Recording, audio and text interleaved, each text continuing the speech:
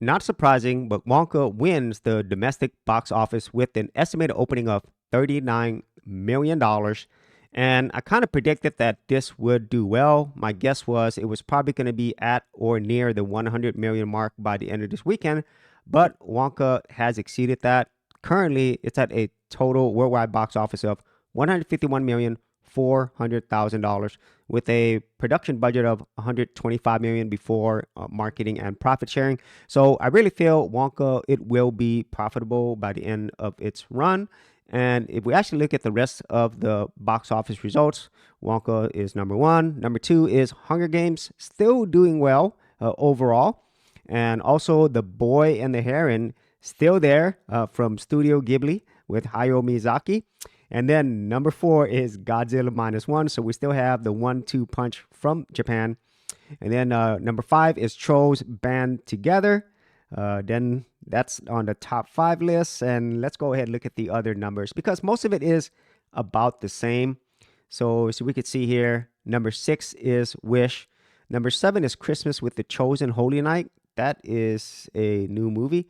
Then we have Napoleon, number eight. Then number nine is Renaissance, the Beyonce concert film. And then number 10 is Poor Things. And then, the rest of it, it's about the same. They just shifted a little bit lower. And then going back to Hunger Games, which is the number two film, this is currently at $290 million. So definitely, I would think at this point, it's probably broken even with this production budget of 100 million, and it is going to be profitable. However, compared to the previous Hunger Games movies in the franchise, it is still currently the lowest, and I don't think it's going to get anywhere near the previous Hunger Games, with the highest being the Hunger Games Catching Fire, which earned $864 million worldwide. And going into our Japanese hits, Godzilla minus one, still crushing it, $57 million overall worldwide. However, not all of the international numbers are tracking. For example, in Japan, it shows zero. So that's definitely not correct because it did come out in Japan first and it did make some money. So hopefully, minus one continues to stay in the box office till the end of the year. And similarly for The Boy and the Heron, it's about to hit 100 million. It's 99,185,000 worldwide. So this is definitely a good thing. And I would probably guess that this is going to be the most popular and the highest grossing film from Studio Ghibli. And then for Godzilla minus one, it is already officially and has been officially the highest grossing Japanese live action film in history. And then in terms of what else is coming, there's not really anything big besides Aquaman and the Lost Kingdom, but there's also Iron Claw and The Color Purple comes out on Christmas. There's other movies here as well before the end of the year, but nothing really huge. And so if we go to Warner Brothers, they are pretty much going to be dominating the top spots. Wonka, Aquaman, Lost Kingdom, and Color Purple are all from Warner Brothers, but it's kind of odd that they would compete against themselves. But at the same time, they don't have too much in the way of competition from other larger studios. And so Aquaman and The Color Purple, they pretty much have the theaters locked up. And I don't know how well The Color Purple is going to do. However, the Aquaman also isn't predicted to do well at all. And so my guess is Wonka is probably still going to be number one. Aquaman, who knows? It might beat it. It's just that pre-tracking numbers weren't that great. But if word of mouth is good for Wonka, then it will remain number one, or it might flip-flop with Aquaman. And I think The Color Purple has a good shot at least making it to the top five. But that's going to be really hard whenever you consider things like Godzilla minus one, The Boy and the Heron, and also Trolls still performing. And so we'll see. But I wouldn't be surprised if it was in the top five or even top 10. And then Iron Claw, this is a limited release from A24. Great production company. I really love films coming out of it. This is based upon the Von Erichs. If you love wrestling, I used to watch a lot of wrestling.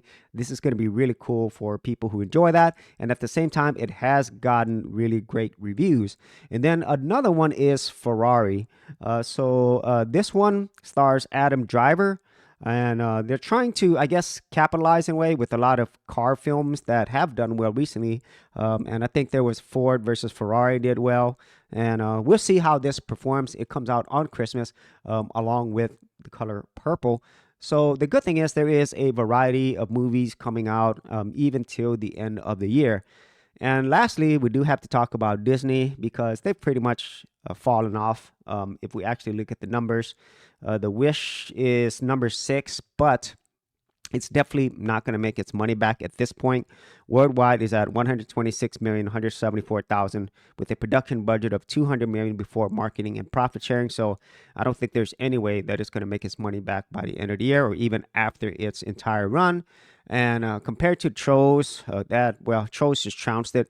Its current worldwide box office is at 183,208,000 with a production budget of 95 million. And even if you factor in marketing and so forth, then this is probably definitely already profitable at 1.9 times or nearly double its production budget.